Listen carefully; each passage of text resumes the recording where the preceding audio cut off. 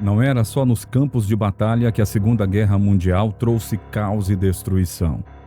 Como veremos no vídeo de hoje, algumas figuras que foram responsáveis pela polícia nazista também cometeram crimes de guerra tão absurdos quanto os de Adolf Hitler e de Heinrich Himmler.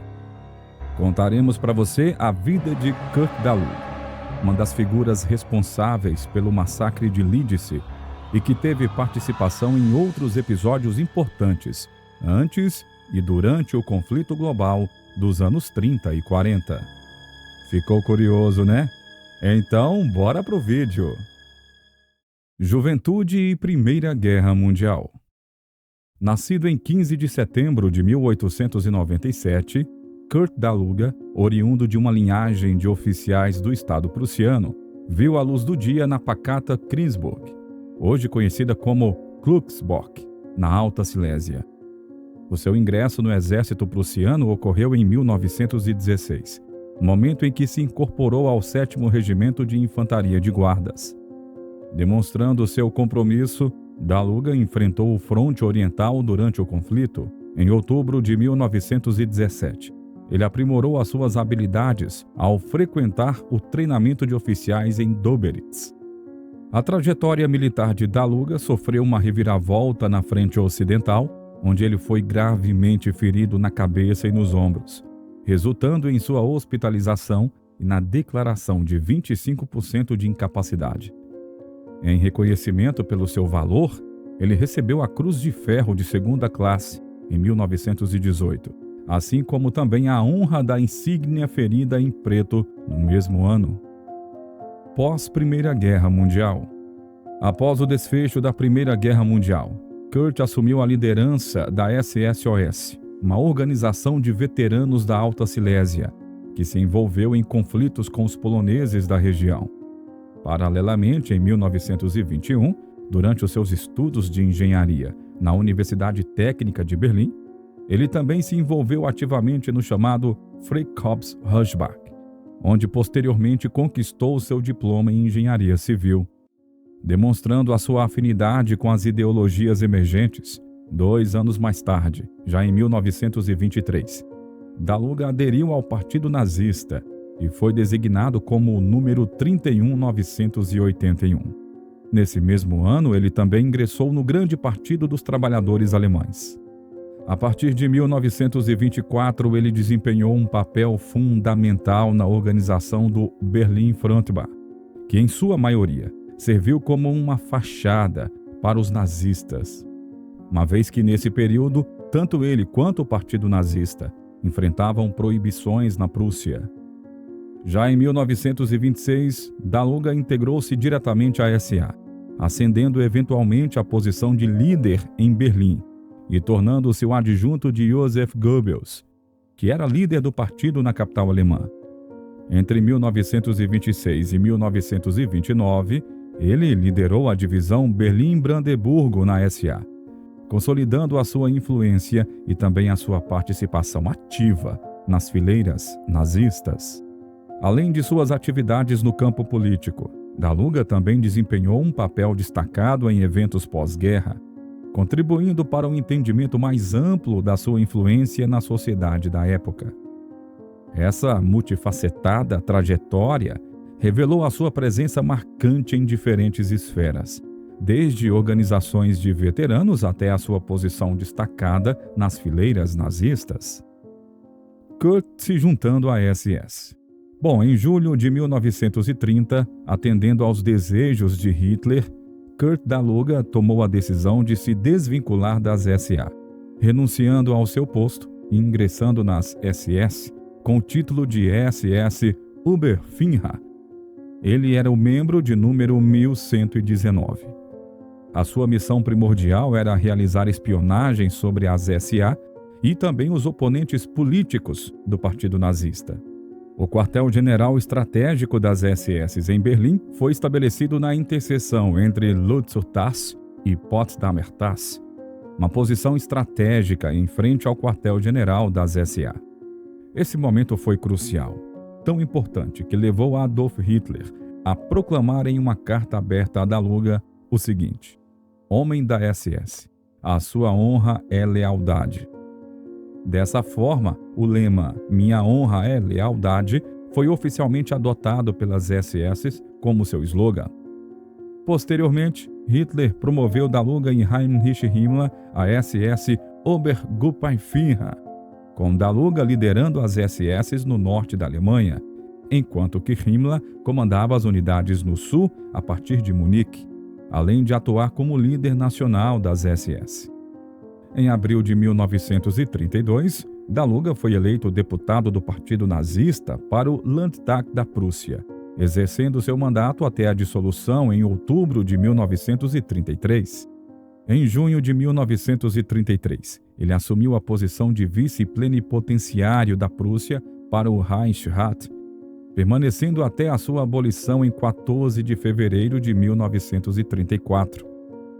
Em 11 de julho de 1933, o ministro prussiano, presidente Hermann Göring, nomeou Daluga para o recém-reconstituído Conselho de Estado prussiano.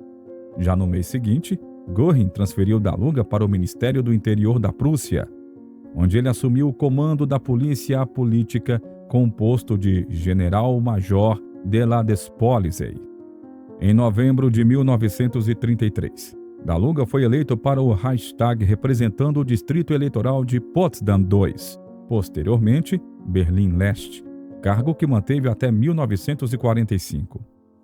A sua participação nas intrigas promovidas por Göring, Himmler e Heinrich em torno de Ernst Röhm foi vital na execução da Noite das Facas Longas.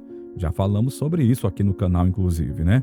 Esse fato ocorreu entre 30 de junho a 2 de julho de 1934. Nesse evento, Röhm e outros líderes da SA foram eliminados, consolidando o poder das SS dentro do Partido Nazista. A crueldade de Daluga vai além das intrigas contra os seus antigos companheiros das SA e manifesta-se em suas observações sobre quem ele via como ameaça para a sociedade. Em uma ocasião, ele argumentou que os inimigos conscientemente antissociais do povo, que eram chamados de Volksfeinde, deveriam ser eliminados pela intervenção estatal para prevenir uma completa degeneração moral. Em novembro de 1934, ele viu a sua autoridade sobre a polícia uniformizada estendida para toda a Alemanha, abrangendo forças policiais municipais, gendarmeria rural, polícia de trânsito, guarda costeira, polícia ferroviária, serviço de proteção postal, corpo de bombeiros, serviços antiaéreos, serviço técnico de emergência, polícia de radiodifusão, polícia de proteção de fábricas, aplicação de regulamentos de construção e também a polícia comercial. Esse amplo controle revela a expansão significativa da sua influência e também de toda a sua autoridade dentro do aparato policial alemão. Muito bem, antes de seguirmos em frente, eu quero ter certeza de que você está conosco até aqui e que esteja gostando do nosso conteúdo.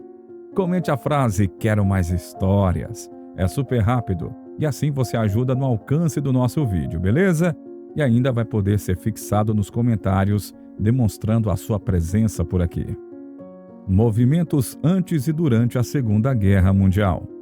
Ainda no ano de 1936, pouco tempo antes do início oficial da Segunda Guerra Mundial, houve uma abrangente reorganização da força policial alemã, na qual as funções administrativas anteriormente sob controle dos estados federais, que haviam sido extintos, foram reatribuídos nominalmente ao Ministério do Interior do Reich, mas, na prática, estavam sob a influência das SS de Himmler. Aproveitando a sua vasta experiência na área policial, Kurt Daluga, coincidindo com a sua nomeação, redigiu e publicou o livro que na tradução para o português livre significa Luta Nacional Socialista contra o Crime. No mesmo ano, Himmler designou Daluga como chefe da chamada Ordnungspolizei, ORPO, concedendo-lhe autoridade administrativa, embora não executiva, sobre a maior parte da polícia uniformizada na Alemanha nazista. Ele comandou o ORPO até 1943, alcançando depois o posto de coronel agitador do grupo e coronel-general da polícia. Reinhard Heydrich, que assumiu o controle da CIPO, a Polícia de Segurança, na mesma época em que Daluga assumiu a ORPO, mantinha uma visão depreciativa de Daluga, chamando-o de Dum-Dum, ou seja, o idiota, devido a rivalidades anteriores. Em agosto de 1939, a força do ORPO, sob o comando de Daluga, ultrapassou 120 mil militares na ativa. Indícios da brutalidade emanando do gabinete de Daluga são encontrados em um relatório datado do dia 5 de setembro de 1939, que descreve os métodos a serem empregados durante as operações de pacificação na Polônia. O documento instruía medidas drásticas, incluindo o enforcamento de franco-atiradores poloneses em postes de luz, servindo como símbolo visível para toda a população, especialmente nos arredores de Częstochowa. No decorrer da guerra em 1941, Daluga esteve envolvido em eventos extremamente sombrios, incluindo o massacre de 4.435 judeus pelo Batalhão de Polícia 307, perto de Brest-Litovsk, e também outros tiroteios em massa em Minsk. Além disso, em outubro de 1941, ele assinou ordens para a deportação de judeus da Alemanha, Áustria e do Protetorado da Boêmia e Morávia para Riga e Minsk. Em 7 de julho de 1942, participou de uma conferência liderada por Himmler, que discutiu a ampliação da Operação Reinhardt, o plano secreto nazista para o extermínio em massa de judeus poloneses no distrito do governo geral da Polônia ocupada, além de outros assuntos envolvendo o SS e políticas policiais no leste. As represálias no massacre de Lidice. No desenrolar dos acontecimentos de 1942, Kurt Daluga ascendeu à posição de vice-protetor da Boêmia e Morávia, um cargo que assumiu após o brutal assassinato de Reinhard Heydrich, que ocupava a posição de vice-protetor. A escolha de Hitler para nomear Daluga para essa função pode parecer destituída de lógica aparente, exceto pelo fato de que ele era um oficial sênior da SS e já estava em Praga naquele momento fatídico, chegando no dia do assassinato de Heydrich para o tratamento médico. Embora inicialmente Hitler tivesse a intenção de nomear Erich von den Bartzelebsk, Himmler o convenceu do contrário, argumentando que este não poderia ser poupado devido à situação militar na frente oriental. Embora Konstantin von Neurath detivesse nominalmente o título de protetor, a sua autoridade havia sido retirada em 1941, fazendo de Daluga o protetor interino em todas as instâncias práticas, exceto no nome.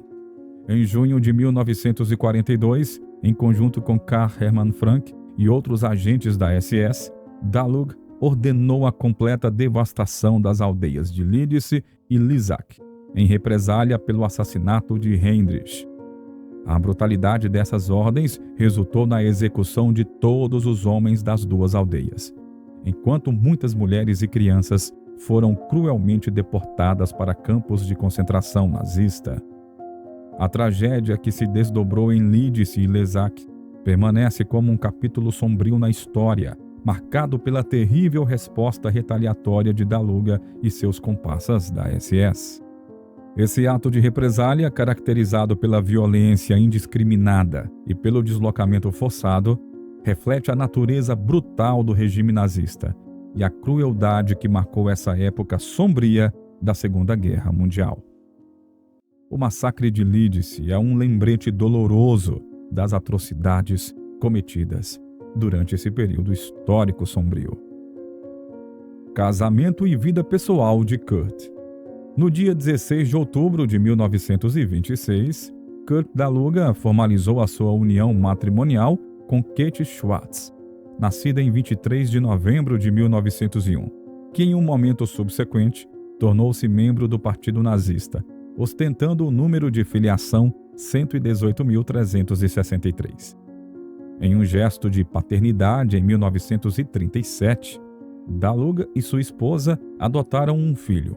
Mais adiante, a esposa deu à luz 3 filhos biológicos, sendo 2 filhos nascidos nos anos de 1938 e 1940, além de uma filha que veio ao mundo em 1942.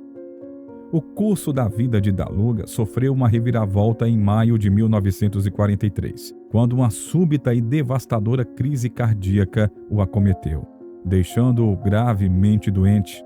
Diante desse cenário de saúde totalmente debilitada, em agosto do mesmo ano, ele foi liberado de todas as suas obrigações diárias, sendo-lhe permitido passar o restante da guerra em total reclusão em uma propriedade localizada na Pomerânia Ocidental. Essa propriedade foi gentilmente concedida a ele pelo próprio Hitler, representando um gesto de reconhecimento pelos seus serviços ao Partido Nazista.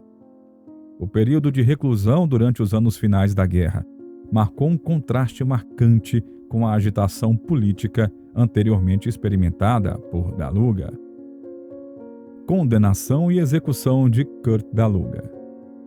Em maio de 1945, as forças britânicas efetuaram a prisão de Kurt Daluga na cidade de Lübeck, desencadeando um processo de internação que acabou levando o nazista inicialmente para Luxemburgo e depois para Nuremberg. Nesse último local citado, ele foi confrontado com a séria acusação de ser um grande criminoso de guerra.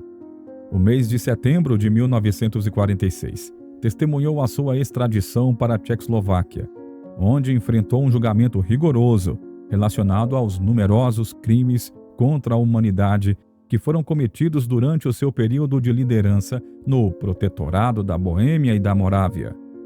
Ao longo do processo judicial que se encaminhou, ele permaneceu firme em sua posição, recusando-se a expressar arrependimento algum. Ele afirmou que era venerado por 3 milhões de policiais e justificou as suas ações como uma mera obediência às ordens de Hitler, alegando uma consciência tranquila. Veja só você. Apesar dos seus argumentos, todas as acusações contra ele foram comprovadas, resultando em sua sentença de morte no dia 23 de outubro de 1946. A execução ocorreu por enforcamento na prisão de Pankrat, em Praga, em 24 de outubro de 1946. Esse desfecho final marcou o epílogo sombrio da trajetória dessa figura controversa, responsável por diversas atrocidades durante o regime nazista. Muito bem, como vimos anteriormente, felizmente, Kurt foi um dos nazistas capturados e punidos pelos seus crimes de guerra, né? É óbvio que as suas vítimas não voltarão à vida jamais, mas podemos dizer que, nesse caso, a justiça foi feita, merecidamente feita. E você, o que achou do vídeo de hoje, hein? Conhecia a história de Kurt Daluga? Comente. Fique à vontade para sugerir também temas para abordarmos nos próximos vídeos aqui do canal. Agora fique com o vídeo que está aparecendo na sua tela de recomendações e até a próxima!